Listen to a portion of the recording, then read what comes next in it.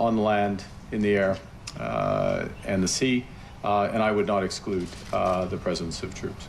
Mark Carney goes to Ukraine and in a desperate attempt to try to separate himself from this failure with Donald Trump, he makes all kinds of bold statements and claims. Welcome back to the Canadian Shield. My name is Sterling.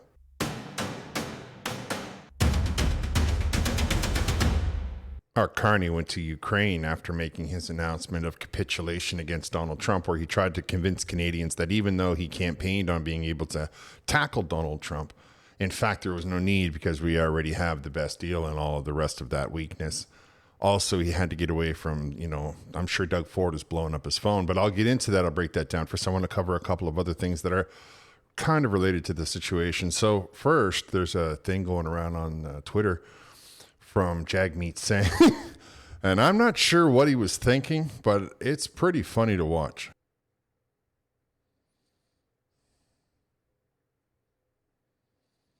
Jagmeet Singh is getting completely torn to shreds in the comments, and we can say for sure that he's probably not going to be running over to Ukraine, though he does seem to want to have a fight with somebody, the camera or the cell phone or whatever he's looking at.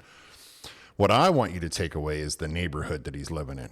Look at the size of that yard. He lives in the lower mainland of British Columbia the last time I heard, and look at the size of that yard.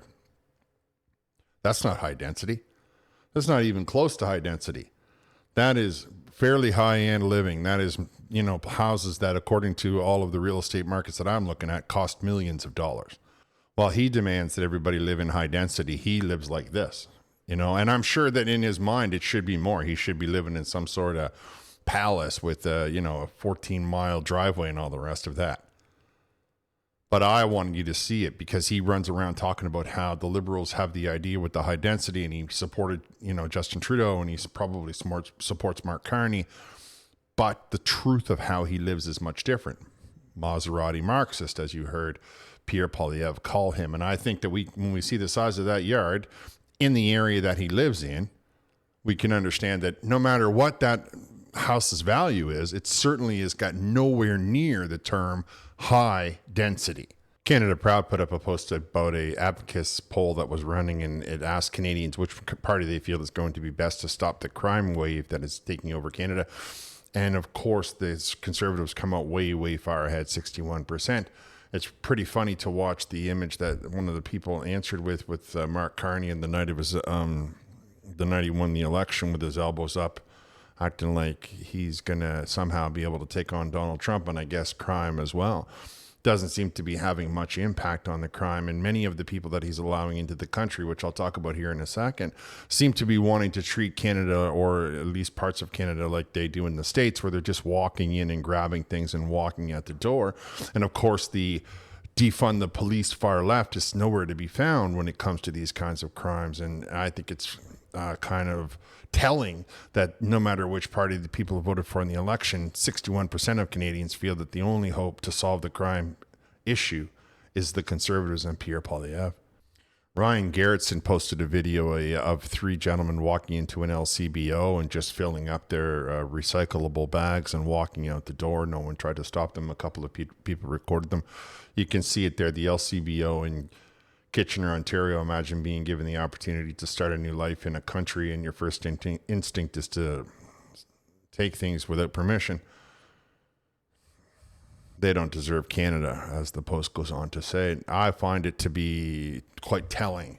This isn't food. This isn't a grocery store. This isn't three military-aged men who are struggling to get by, who just needed something to eat.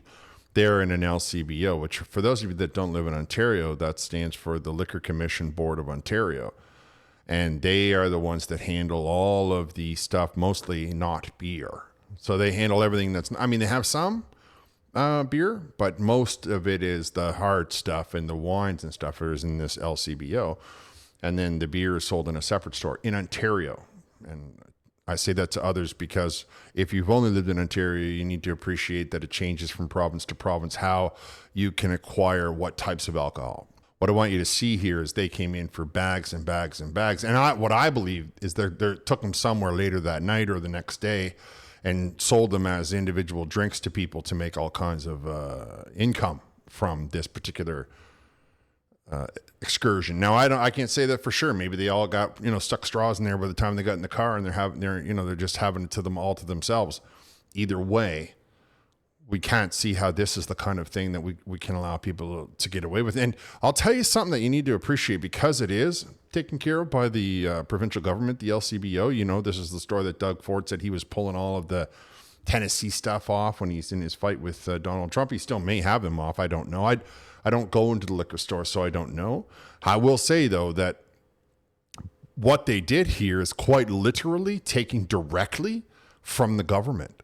I mean, this isn't just mom and pop. This is walking in and taking what you want from the government. This is a government-owned chain. All of the employees that work in it work inside the government unions. So this is a particularly bad look for a guy like Doug Ford and Mark Carney talking about how their elbows up and all of these kind of tough talk. And then in reality, people come in with hats on, fill up bags and bags full of spirits, walk out the door without paying a penny. Okay, let's talk about this Ukraine announcement, because there's more to it than is on the surface. And it's important that we see it for what it is, so that we do not allow for the mainstream media, the corporation media, the propaganda arm of the Liberal government to distract us away from focusing on what matters. Now, Sassy Gal made a post. Trump is trying to end the Ukraine war. Carney is donating $2 billion to keep fueling it. I'm ashamed to be Canadian. And there is a lot of interesting posts on the way down there. Like you can see this one here where they make the entire continent the American flag. There's one that goes on to talk about how it'd be interesting if Mark Carney was going to be sending his own children to this conflict. Of course, what everybody forgets is I don't think Mark Carney's children were born in Canada. They absolutely do not live in Canada. So I'm not 100% sure that they would be eligible. Pierre Poilievre, however, made a post, and it's not so much pertaining to the announcement about Ukraine and putting boots on the ground, but it says here in 2015 there was 9,999 asylum claimants to Canada. In 2025, 10 years later, it is 291,000. And I'm figuring, well, maybe they want to go to Ukraine and have a conflict over there. Maybe these people want free meals and a cot, and what is it, 3 hots and a cot, and they can go into the boots on the ground in Ukraine to keep themselves away from the troubles of their own country, but find themselves a place to go, to help defend and right the wrongs and all of that kind of stuff that we always hear from the far left when we are talking about these kinds of situations. If for whatever reason the Liberals don't think that that's enough, 290,000 people on asylum claims, which PS are already being housed and fed and paid for by the Canadian taxpayer. With every passing minute, with every passing day, our debt goes higher and higher and higher. But the Liberal government has also brought in 105,000 temporary workers in the first 7 months of the year. Maybe they want to go to Ukraine. Maybe they're interested in finding a job over in Ukraine, running around facing drones and all the stuff that goes on in a war. I'm not sure, because according to the Liberal Party, they were never ever going to be bringing in this amount. We know there's no jobs. We know that the rules for temporary foreign workers are always capped out at 6.5% unemployment. In Canada is close to 8% unemployment. And there's a real snafu in that number that everybody overlooks, right? I'll just tell you quickly, if you're not working, but you're not on unemployment, it's not part of that number. So if you're unemployed, it doesn't mean that you're in the unemployment number. The unemployment number is strictly people that are taking in the EI. Anyway, I'll do a different video on that, because there's other nuances that they don't count, and it's really not a very accurate depiction of the state of the economy. And we certainly shouldn't be bringing in 105,000 temporary workers when we know that most of the young men under 25 are having trouble finding something to do all summer for work. But that's the Liberal Party. They say one thing, they do another. At least that's what it looks like. Despite having all of these troubles, plus more that I didn't talk about in this episode, Mark Carney decided to tuck tail and run over to Ukraine. Now let's recap the turn of events, right? He went on Friday afternoon to his hand-picked press corps. There's only 3 or 4 reporters in the room. CBC gets one, Global gets one, CTV gets one, and they all get their little turn. And he announces that not only is he not worrying about the situation with the trade tariffs with Donald Trump, Canadians should be happy with the situation because, we still have the better deal. Not once mentioning the fact that he made promises that he's not keeping. Not once mentioning the fact that he, in no way, shape, or form, has accomplished anything that he said he was going to do. Now he's left Doug Ford going, hey, wait a minute, I've been up here at the microphone defending you, sticking up for you, talking about how you and I are friends, talking about how just Monday, Doug Ford was in Ottawa talking to the Prime Minister about all of the situation. And Doug Ford invited Mark Carney in to have, drinks by the fireside till midnight or whatever. I mean, then all of a sudden Mark Carney does this, so I'm sure Doug Ford's blowing up his phone. Of course, Mark Carney immediately got on a plane, took some of his inner circle, put him on an airplane, or flew over to Ukraine, flew to Lithuania, flew to Poland, flew to Germany. So they took these planes because it's never just one plane. I mean, Mark Carney's security details vehicles have to travel with him, and they travel on a separate plane, you see? So it's never just one plane, Mr. Carbon Footprint. Nonetheless, he gets to Ukraine and what they're calling an Independence Day for Ukraine, which I got to be honest with you, he doesn't seem to understand what that means in any way, shape, or form, because some of the things that he said in this announcement that I'll play here for you in a second are completely absurd. But I want to play it for you in two segments so that I can show you exactly what's actually happening. Remember, Mark Carney has taken Canadian tax dollars and paid people that we traditionally, historically would call spin doctors.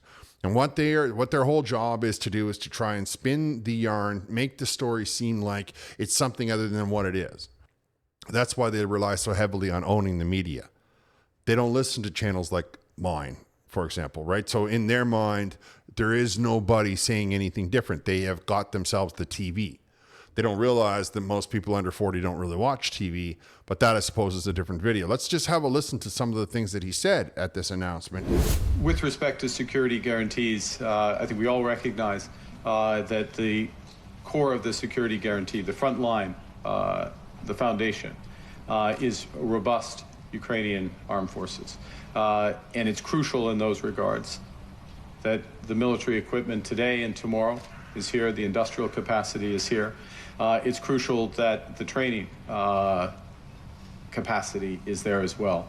And I'd note that since Russia's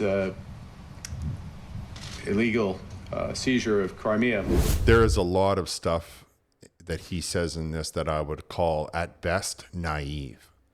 That's why I always refer to his political party and the way that they talk as the same thing as in grade 5 or 6.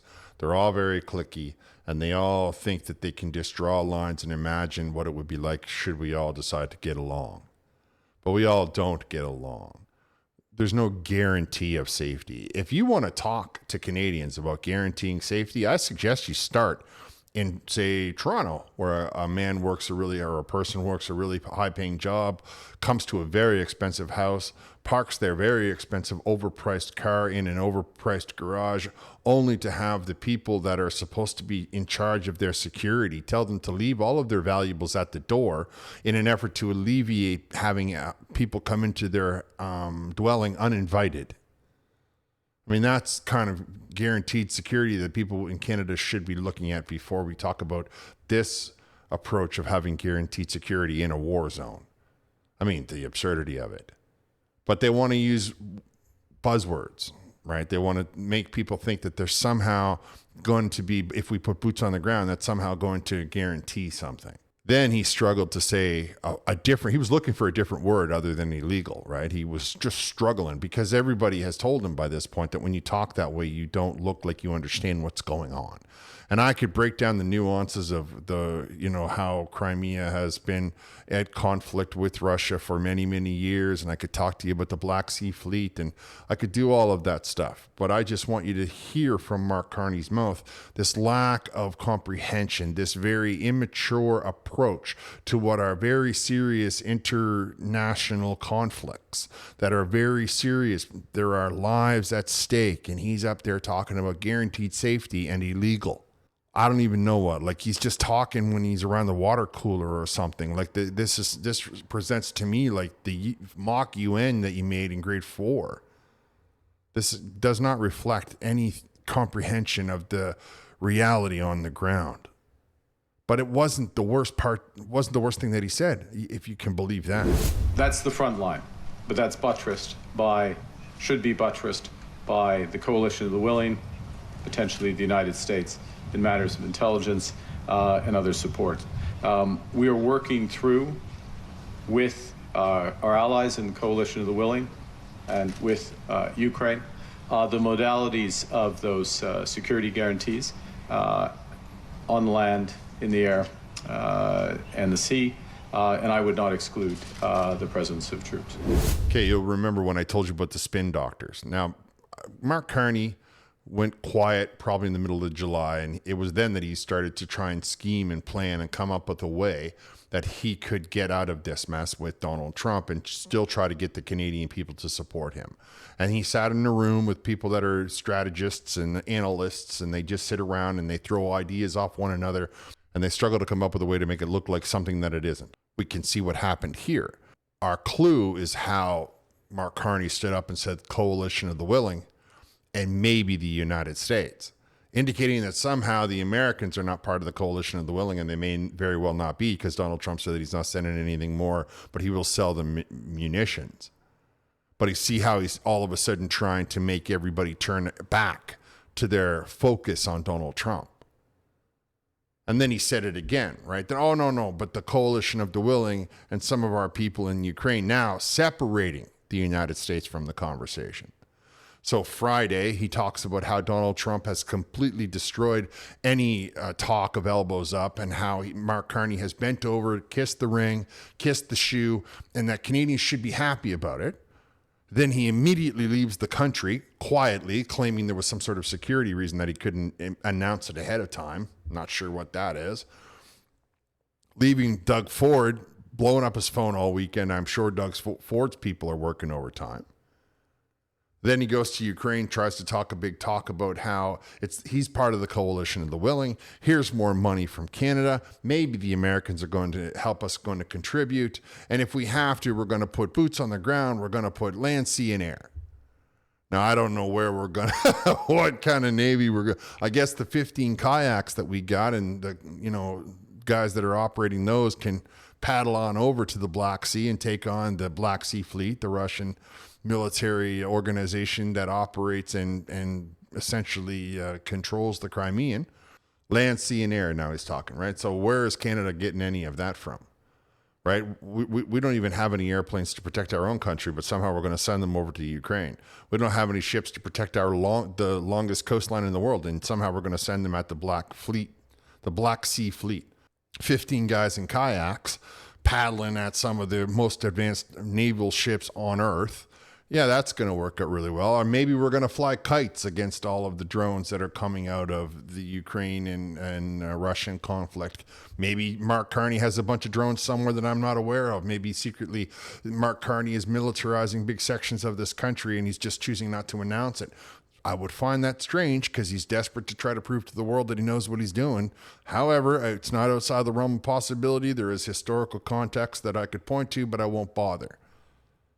What I want you to see is how Friday, it was an announcement. Then he zips out of the country, leaving Doug Ford holding the bag. No worried about what any of the other premiers have to say. Scott Moe also holding a bag, but not nearly as badly as Doug Ford. Then he goes to Poland in an effort to try and I don't know what. Then he goes over to Lithuania, where we do have some troops stationed. And in fact, truth be told, the Lithuanian contingent was one of the reasons that I started this channel, because they're not very well looked after by the Canadian government. And then he decides that he stops in Germany. I'm not sure why, because I guess he feels that he can hammer out a deal still, even though Germany is firmly in bed with the Americans or on their own. Germany manufactures some of the best munitions that there is. So I don't know where we need Canada inside of all of that, but he's desperate to try to convince you, to talk to you, to get you to say anything other than the fact that he capitulated to Donald Trump. Then he stands up in front of the world's press and he answers a question about whether or not Canada is going to be contributing men on the ground. And he throws out some very crafted language. Coalition of the willing, maybe the Americans, coalition of the willing with our friends in Ukraine. The body language, the sentence was all very rehearsed. And yet, then he throws in the one thing that sinks the whole entire thing. Oh, Lancier. I guess, I don't know, maybe there's drone operators and guys are prepared to go into the Black Sea in a couple of kayaks. And I suppose it could be that even though inside of Canada we don't have the bodies on the ground, unless perhaps Mark Carney is going into the asylum seekers or the temporary foreign workers, I suppose they all need a job and they can convince them that they can go on, join the military and get a paycheck and run on over to Ukraine and get in a conflict with the Russians and the Chinese and the North Koreans. I mean, maybe. But otherwise, as far as I understand it, we don't have any military per se to even defend our own nation. And yet here we are trying to send things into Ukraine. And of course, it got the country talking, right? So now he's done what he's hoped it will do, distract you from the fact that he is not elbows up, that Donald Trump completely destroyed him. And Donald Trump didn't even break a sweat. I mean, imagine all of the negotiations that Donald Trump had going on, all the things that he had going on all the while, and Mark Carney couldn't get him on the telephone. And then Mark Carney gets desperate, promises him the border, promises him the moon, promises him everything that he wants. Donald Trump says, no, I'm not interested. You can just sit there. We'll let Kuzma expire. And now he's like, okay, I'll tell you what, I'll give you free access to our market and we will pay whatever tariff you demand if you will simply just allow for me to, get out from under this scrutiny of my population. And the way that he's trying to do that is to get everybody talking about Ukraine. You see, he's still trying to drive wedges with this talk about coalition of the willing. Now he wants everybody to think that he's still in good with the Europeans, but not the Americans. In fact, the coalition of the willing is against the Americans. Well, then we don't even know if they're going to contribute. I mean, I guess he forgets that just a couple of days prior to his announcement, most of the coalition of the willing was sitting in the White House talking to Donald Trump, hanging on his every word, because Donald Trump had just had a conversation with Putin a couple of days prior to that for the first time in years, because we know that nobody from the coalition of the willing can get Putin on the phone. And so let's stay focused, guys. Let's remember that really what he's trying to do is avoid another scandal, another political collapse. He doesn't have even the money to send to Ukraine. He doesn't have any troops to send. He doesn't have any weapons to send. He doesn't have any of that. We know that. But he's trying to use these spin doctors.